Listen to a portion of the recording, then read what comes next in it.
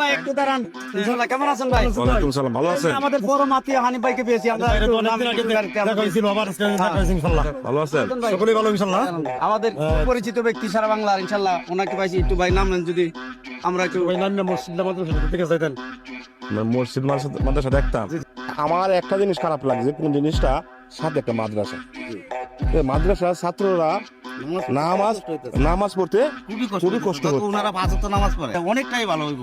একটা ছাত্ররা যেহেতু নামাজ পড়ে পাঁচ ওয়াক্ত নামাজ পড়তে কষ্ট হচ্ছে, ছাত্ররা যদি বলে তা আমার পকেটে একদম যা আছে হ্যাঁ, আমি আজকে সব দিয়ে যাবো। আর এই জায়গাটা কই করছে ভাই? কামারগাছ ও রাস্তা, ময়মনসিংহ বিভাগ, তারাকান্দা উপজেলা। মসজিদের কাজটা সকলে সহযোগিতা হয়, যেটা আমি যারা জানি। ভাই এদিকে আসেন, ভাগ্যে কি হয় ইনশাআল্লাহ। এইদিকে আসেন। হ্যাঁ। মসজিদের এই সভাপতি এবং মসজিদ ইমাম সাহেব কি জি মসজিদে এই মসজিদের সভাপতি আপনি? এদিকে আন। সভাপতি আর মসজিদ ইমাম সাহেব আপনি? যাই হোক, দুজনকে আমরা পেলাম। হ্যাঁ, তাহলে আমি বলছি আমার মানি ব্যাগে যত টাকা আছে সব টাকা দিয়ে দেবো, মানে মসজিদের কাজের জন্য।